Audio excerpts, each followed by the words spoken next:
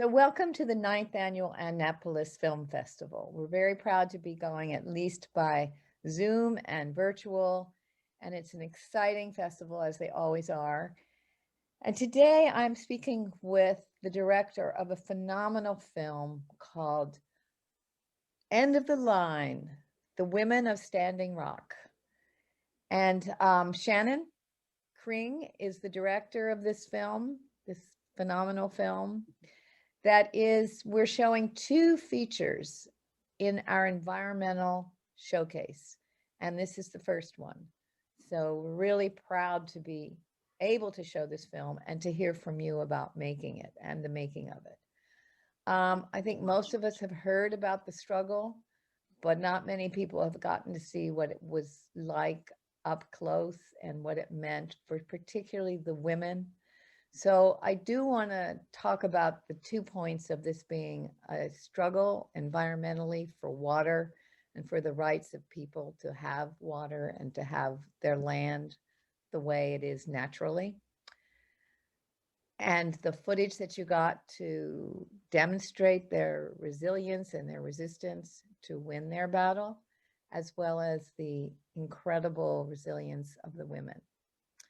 So first of all, around the environment, can you tell us what the Dakota Annex meant and what prompted this struggle to begin with and for the Dakota to fight so hard to not have it go through their land?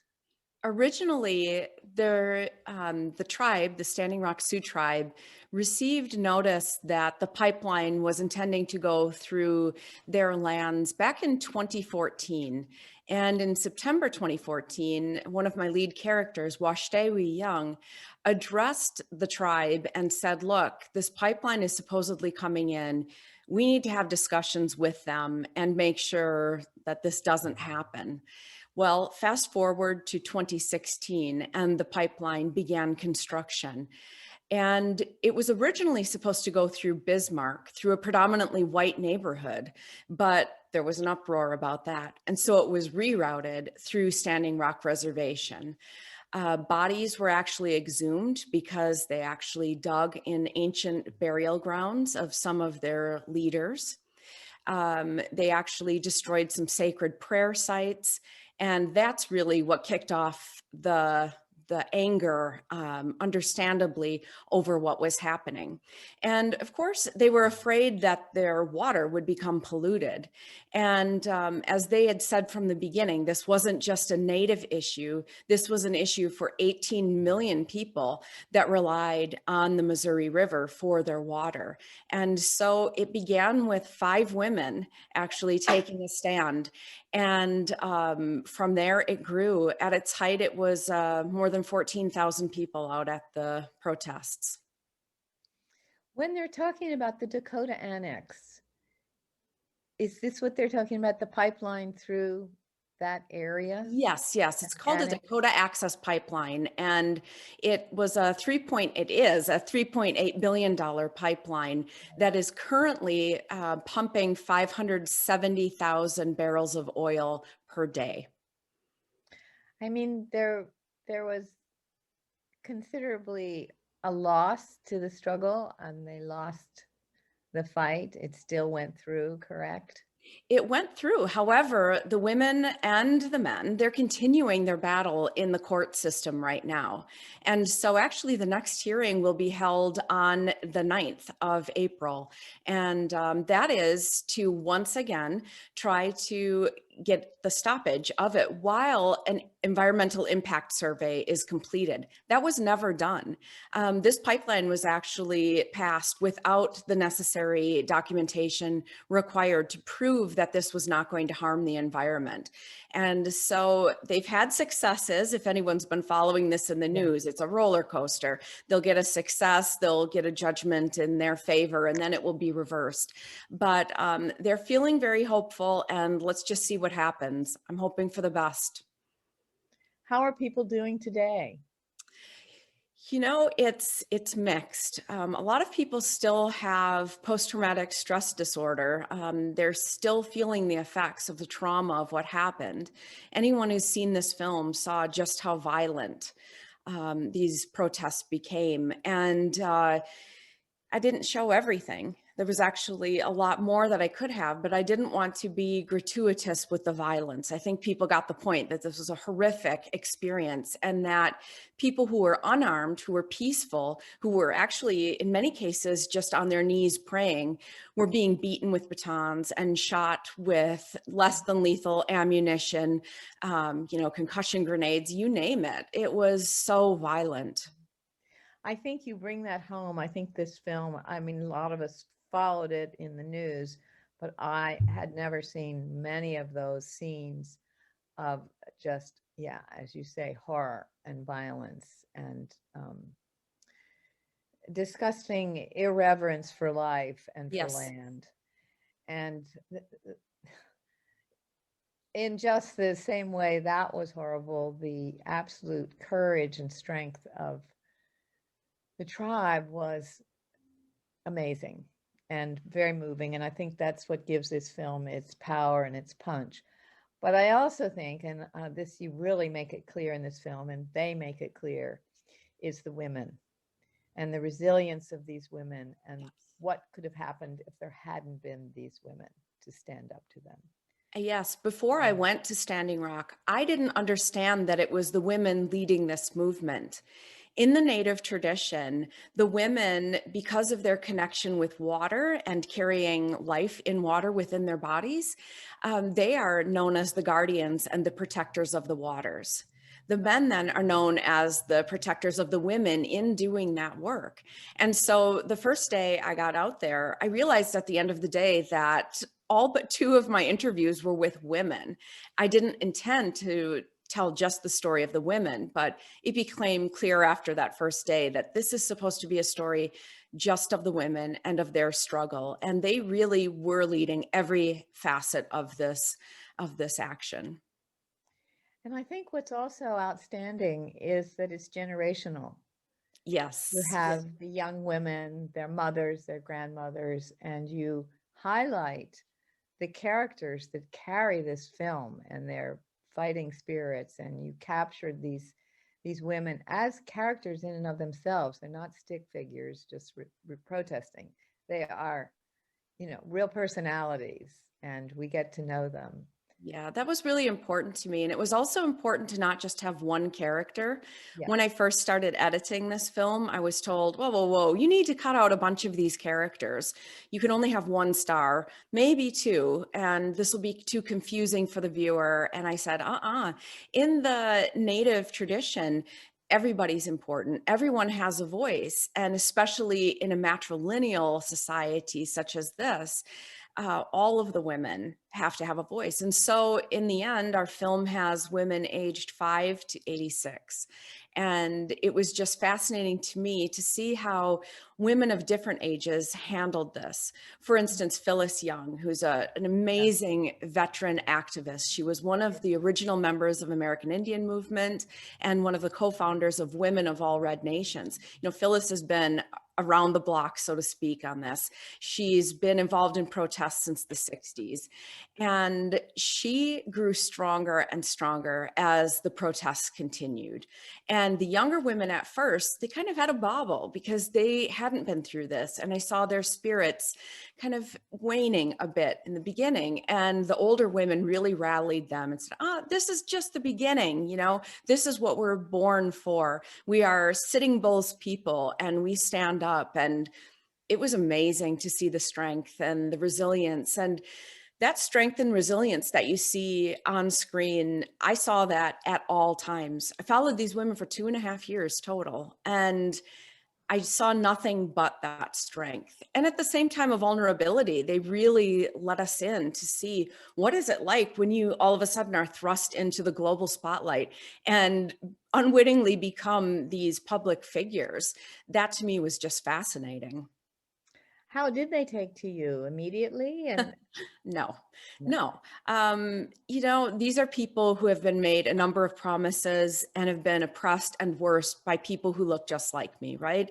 And so I had to earn that trust. Luckily, I went in with some wonderful connections. My co-producer, Pearl Daniel Means, is the widow of Russell Means, the great American Indian activist and actor and all sorts of other things. And I was blessed enough to do Russell's last interview at the end of his life when he was about to pass from cancer. And because Russell trusted me with his last thoughts, and Pearl trusted me, we developed a beautiful friendship as a result of that experience. The women didn't kick me out right away, let's just say. And it was actually Phyllis Young who told her daughter, Wash Dewi, who plays a pivotal role in the film, who eventually just said, no, you're going to talk to her. Later, I asked the women, why did you trust me beyond that? And they said, one of them, LaDonna Brave Bull Allard, said, you were here. What choice did we have? If we wanted this story to get out, it had to be you. And of course, as time went, we developed this amazing relationship. And I still talk to these women, some of them daily, actually. And, it just takes time. And we can't expect that what has happened in the past and is still happening, as you see in this film, we can't hope that, a film or one person can atone for all of that. But I think it's important that we, as white people, start questioning how we can be better allies and start listening. And in my case, I wanted to listen with cameras and microphones. Mhm, mhm. Was there any stigma against photographing them? Sometimes there, was discouragement from filming ceremony. Yeah. I've filmed actually Indigenous people all around the world. I specialize in Indigenous issues and in human rights violations. And so I knew what was allowed and what wasn't. But then sometimes a woman would share something that later she said, I didn't really want to say that. And, that's my job as being responsible director to not put those things in. And of course, some of them would have made the film even better, but I take it really seriously that people trust me and let me into their lives. Mm. And I don't overstep those bounds, at least never intentionally. So did you and Pearl go in together and do the films? And did you have a large crew? I mean, it seemed to me you're very invisible. I've been Yes. in the business of television for a long time, and we don't want to be the story. We want to highlight that and be really behind the curtain. Did you were able to do that, seems like, easily. Yes, yes. At first, to be a tall blonde woman, I kind of stood out in the crowds because I was alongside the leadership. And so I had to really work to step back whenever I could, allow just a camera or two cameras in. Mhm. Our cinematographer on this, Mark Gerke, he's amazing. He was chosen for this film specifically because he's got this empathy for the characters always when I've worked with him in the past. But even more than that, he's awesome at just going into invisible mode. Quite often I couldn't even see him. Like, where did he go? He was just beside me. And, that's a gift that not everyone has. And yes, it's really important because you also don't want to affect the story in cases such as this, right? Because sometimes we ended up on the news or people requesting interviews with us. And I was really mindful of, not doing that, and also not allowing the press in with us while we were shooting something that was really delicate. Sometimes it was a really sensitive subject, some of it that didn't make it into the film, but that will be released eventually, and you just don't want a lot of people around. And so our crew was the minimal that we felt necessary for any given action. Now, when the veterans came, for example, I always had two cameras on. Some of the other major actions I had two or even three set up, but often it was just two of us or Pearl, Mark, and myself out there. And as I raised more funds, I was able to bring more people out. Sometimes we were doing our own audio versus having audio techs out in the field, but we crowdfunded this film. Initially, no one believed in it. And we ended up with 1,700 donors from around the world. And then eventually other people started believing in it. And that is due to us releasing short, really poignant videos about these women from the beginning. And that really helped increase their visibility as well, which helped them in their causes. And you were able to get the file footage easily. Yeah. You know, we had to be really careful, first of all, of our own footage the whole time because the police were confiscating footage. I was interrogated. People had their cameras seized, all of their footage seized. I was prepared for that.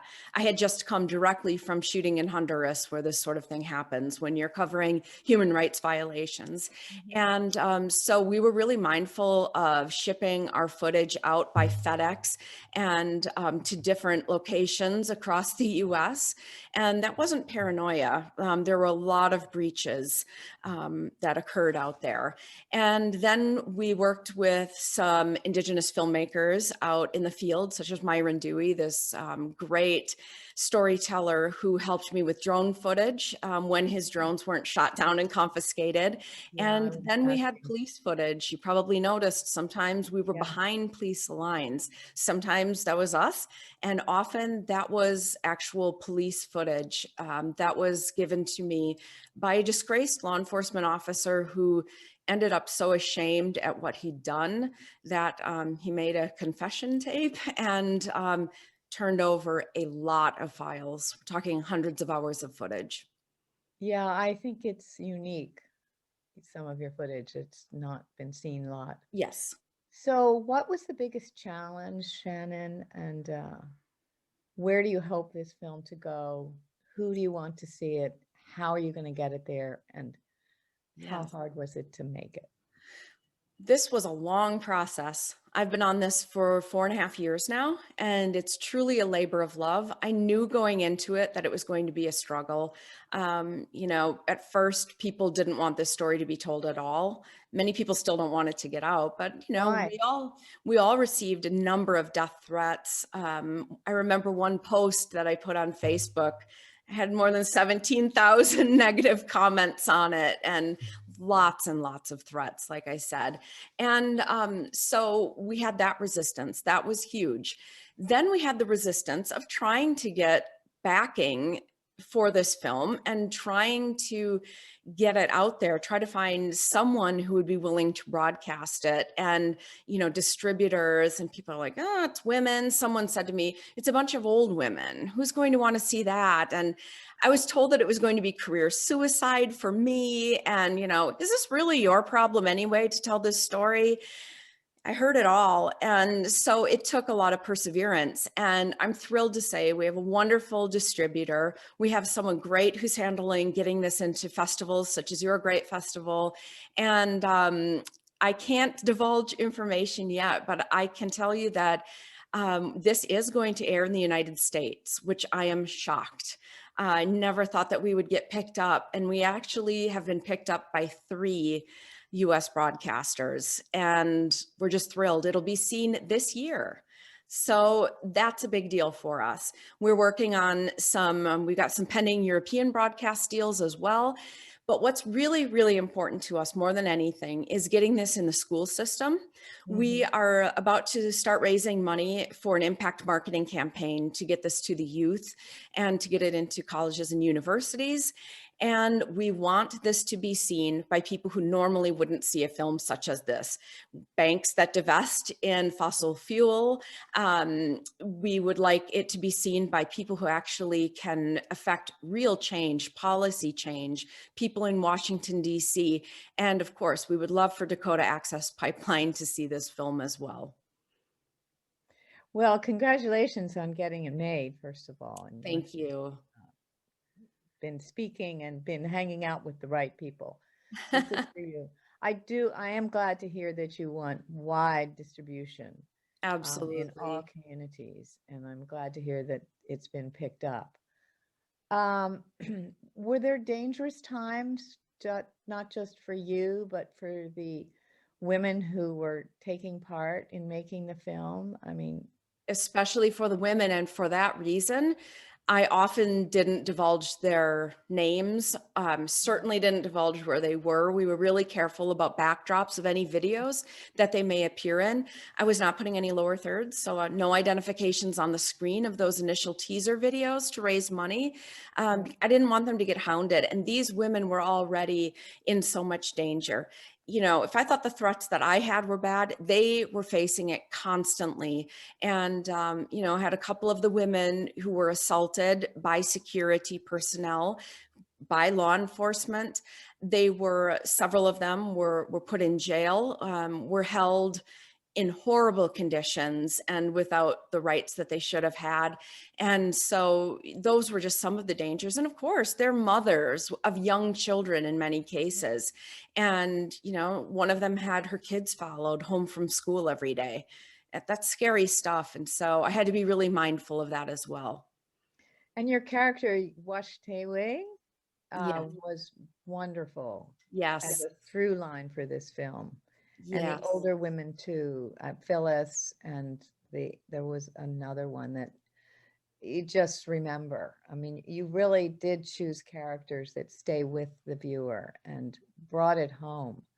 I'm so glad to hear that. And I'm really happy to say that Washdewi is in her last semester of law school now. She ended up completely shifting her life path after this. And it was due in large part to what happened at Standing Rock. She decided she wanted to be there for her people in an even bigger way. And so imagine what she will be like defending the rights of her people.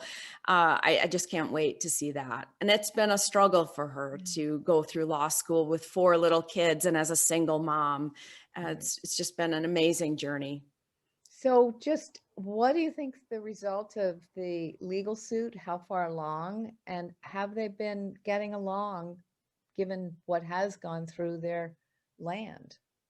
So the Lakota Law Project, for instance, is this grassroots law cooperative of a bunch of attorneys, Indigenous attorneys who are doing amazing things and are getting in front of the right people. They've met with the Biden administration already. And, you know, I hear it's going well. And who knows what will happen, but I think that there's at least hope now because at last people are listening. One of the first things that Trump did when he came in was sign for this, as you saw in the film, and him saying, you know, I just closed my eyes and signed. And so we knew that we were not going to get a lot of support from that administration. We'll see out of this one. The women understandably don't put a lot of trust in government, but they're following all of the proper legal channels to get the right thing done. Well, you certainly chose a relevant subject. But they are getting better. I mean, they're surviving despite, yeah. Yes. Okay, let me just sort of wrap this up. I think you've summarized it beautifully. It is called, the people are called the Dakota or the Standing Rock tribe. They're technically called the Standing Rock Sioux Tribe, and the women that are in the film rather, are Dakota, Lakota, Nakota. There's a Dene woman in the film. Many other tribal affiliations are represented in the film as well. But the actual tribe that's been battling this is the Sioux Tribe. So. But it is a confluence of many of the tribes. Oh, yes. There were more than 300 tribes that gathered together out at Standing Rock. And I can tell you that even though things were really violent and really dismal at times and cold, it was the most beautiful feeling that I've ever experienced in my life and probably ever will, of people coming together with this great reverence for one another and for the land. It was an incredible, incredible experience and one I will truly never forget. Well, thank you for talking with us. Is there anything you'd like to add on behalf of the Dakota Sioux, the Standing Rock Sioux, or yourself in making this film and where it should go? the women, I'll speak to them since they're the ones I speak with all the time. They want this film to go far and wide. So please share our trailer. It's available on Vimeo, on YouTube, on social media. Our Facebook page has been shut down. We had a very active group of 51,000 people, but we actually can't even post on our own page right now because we've been flagged for political posts, which we've never really made. So we're working on that. We've been working on that for 11 months now. So we're really relying on other people to get behind us. And please share when we do post something that makes it onto our page. Like I said, share our trailer. If you've seen the film and love it, go on IMDb and give it a 10. We really need support to get this out there. Even though we do have some broadcasters, we don't have the marketing budgets that big films get to make a big push. And so we still are really relying on everyone who's always supported this film and made it possible to continue to help us get the word out there. Well, I think it's going to make a lot of news, and it I hope can so. be seen now and can be seen when? When is it going to be widely seen? So our first air date is set for July. They've not announced it yet, so I can't announce it. We're also going to be airing on another network starting in November, and then we're going to be available on a platform, though that platform we won't be live on there till 2022. So there will be a little gap in there, but you know, we're looking to get people to do community screenings, and that's one thing that people could really help us with. If you'd like to bring this film to your community and even the women, hopefully eventually we'll get to do in-person events, please contact us on our website, and we would love to arrange as many of those as possible. Great. Well, these comments and the film will be seen on when it is shown. Your comments will come right after the film Perfect. screening. But thank you again, Shannon. It's great to Thank meet you. you. I can't wait to see it, and I can't wait to meet you again. I want to hear about this story continuing. Thank you so much. All right. Take care. Thank you.